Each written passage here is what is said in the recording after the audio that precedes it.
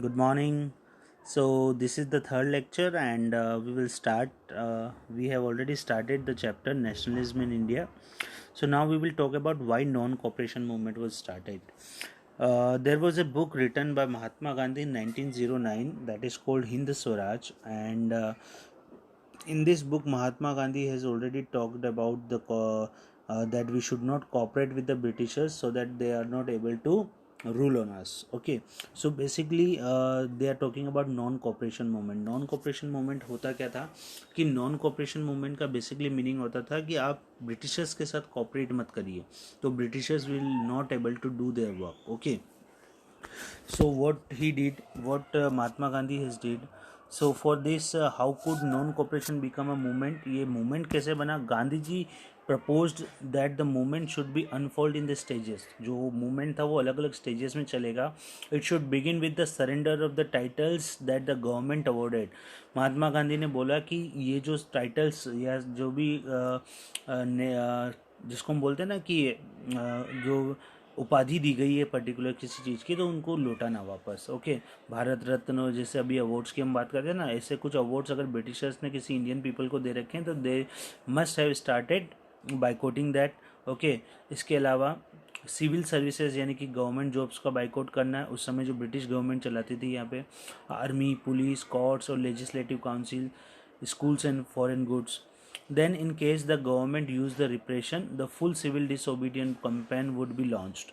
And through the summer 1920, Mahatma Gandhi and Shaukat Ali torched extensively, mobilizing popular support for the movement. और पूरी तरीके से उन्होंने इस मूवमेंट को लॉन्च करने के लिए स्टार्ट किया.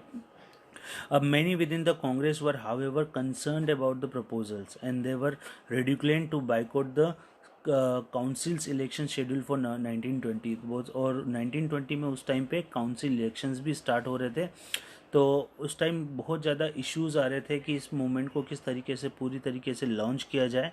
ठीक है, तो आगे हम बात करेंगे कि फिर धीरे धीरे इसमें जो मूवमेंट स्टार्ट हुआ बहुत ज़्यादा स्प्रेड होने लग गया. और 1920 के बाद finally at the Congress session at Nagpur in December 1920 a compromise was worked out and non cooperation programme was adopted. और 1920 में क्या हुआ कि एक नागपुर के अंदर एक सेशन हुआ और इस प्रोग्राम को लॉन्च करने के लिए पूरा एक्ट बना दिया गया, यानी कि पूरी तरीके से इसको स्टार्ट कर दिया गया. नाउ अभी हम स्टार्ट करेंगे differing strengths with in the movement. Movement में जो अलग अलग चीज़ें हुई उन सब के बारे में बात करेंगे. मूवमेंट इन द टाउन्स की टाउन्स में किस तरीके से मूवमेंट होना स्टार्ट हो गया.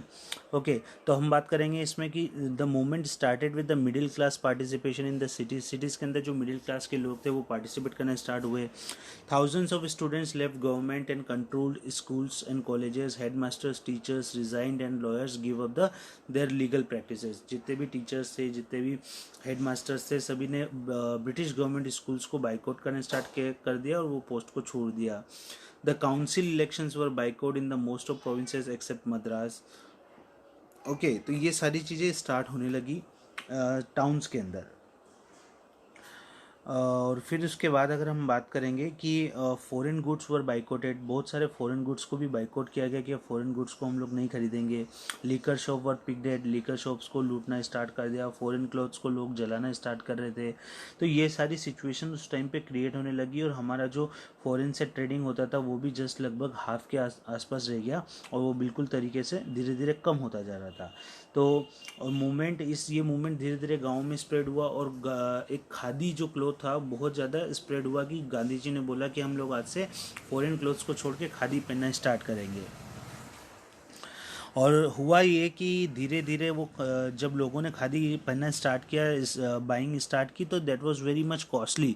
सभी लोगों के लिए खादी पहनना एक तरीके से पॉसिबल नहीं था. तो for the movement to be successful alternative Indian institution had to be set up and so that could be used in the place of British ones. Okay, तो बहुत सारे स्कूल्स और ये सब बंद हो गए थे और लोगों ने छोड़ दिया था एम्प्लॉयमेंट, तो उसके लिए भी ज़रूरी था कि उनको नए कुछ इंस्टीट्यूशन सेटअप की जाए. So students and teacher begin trickling back to the government school and lawyer join back work in the government court. और हुआ ये कि खादी जो सिस्टम था खादी क्लोथ महंगा होने के कारण लोगों ने वापस से फॉरेन गुड्स को या फॉरेन क्लोथ्स को लेना स्टार्ट कर दिया, और जितने भी वर्कर्स थे या टीचर्स थे, हेडमास्टर्स थे, या जितने भी लॉयर्स थे, उन्होंने जो अपनी जॉब छोड़ी थी वापस से उन्होंने अपनी जॉब को स्टार्ट कर दिया। ठीक है ना। तो ये सारी चीज़ें वहाँ पे हुई। अब हम आगे बात करेंगे बहुत से एक और सिस्टम की, rebellion in the country side, कि कंट्री साइड में किस टाइप का रिबेलियन हुआ। रिबेलियन का मतलब विद्रोह होना है ना, कि कंट्री साइड में क्या क्या होता था। तो हम यहाँ बात करेंगे अवध के अंदर।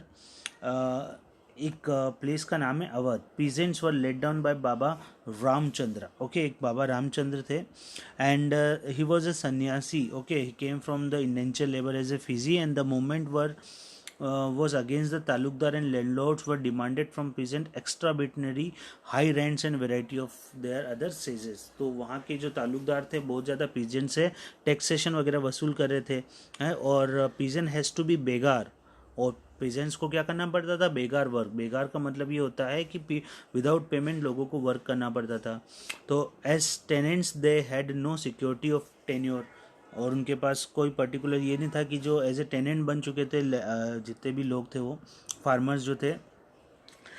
सो यहाँ पे एक मूवमेंट स्टार्ट होता है। ठीक है, बहुत सारे लोगों ने अब इस तरीके के काम करना बंद कर दिया। Okay, in June 1920 Jawaharlal Nehru began going around the village in Awadh, talking to the villagers and trying to understand their grievances. By October, the Awadh Kisan Sabha was set up and headed by Jawaharlal Nehru। ये उन्होंने setup की वहाँ पे, और इस तरीके से एक मूवमेंट वहाँ पे भी स्टार्ट हुआ। ठीक है, तो आगे हम बात करेंगे कि स्वराज के लिए और क्या वर्कआउट होने लगे। ठीक है, इन सब के ऊपर अभी हम बात करेंगे स्वराज इन द प्लांटेशंस के अंदर। ठीक है, ओके, स्वराज इन प्लांटेशन। प्लांटेशंस में स्वराज की बात करें, स्वराज का मतलब होता है where people must be free from any rules and all this. तो स्वराज में क्या बात करें कि जितने भी प्लांटेशन वर्कर्स थे असम के अंदर और यहाँ पे, तो they think that now Gandhi yug came and they are free from doing this laborious work and all this. So what they decide under, because this people were like immigrated. Okay, अगर हम बात करें कि इनलैंड इमिग्रेशन एक्ट जो था 1859 के अंदर, ये सारे प्लांटेशन वर्कर्स को परमिशन नहीं थी कि वो अपने गांव वापस जा सके।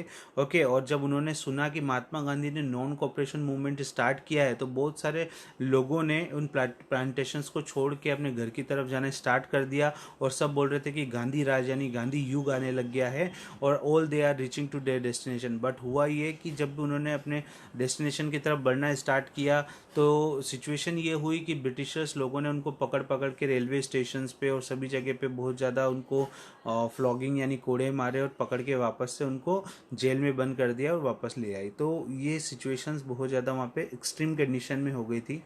तो महात्मा गांधी के लिए ये जो उन्होंने स्टार्ट किया मूवमेंट, वो एक तरह से मूवमेंट हर बार सक्सेसफुल नहीं होके वायलेंट कंडीशंस में क्रिएट हो जाता था। अभी आप यहाँ पे ये चोरी चोरा मूवमेंट भी देख सकते हैं। चोरी चोरा मूवमेंट क्या था, गोरखपुर के, अ पीसफुल डेमोन्स्ट्रेशन इन बाजार turned into a violent clash with the police. एक पीसफुल प्रोसेशन कर रहे थे लोग, तो पुलिस ने वहाँ पे आके उनके ऊपर डंडे लगाए और ये सब गोलियाँ चलाना स्टार्ट किया। तो वहाँ की जो भीड़ थी वो अग्रेसिव हो गई, और उन्होंने 12 पुलिस वालों को वहाँ पे जिंदा जला दिया था। तो दैट वाज ऑल अबाउट चोरी चोरा मूवमेंट। ओके, तो ये भी स्टार्ट हुआ था। आज के लेक्चर में हम लोग सिर्फ इतना ही पढ़ेंगे। नेक्स्ट हाफ चैप्टर हम लोग नेक्स्ट लेक्चर में कवर अप करेंगे। Okay, thank you.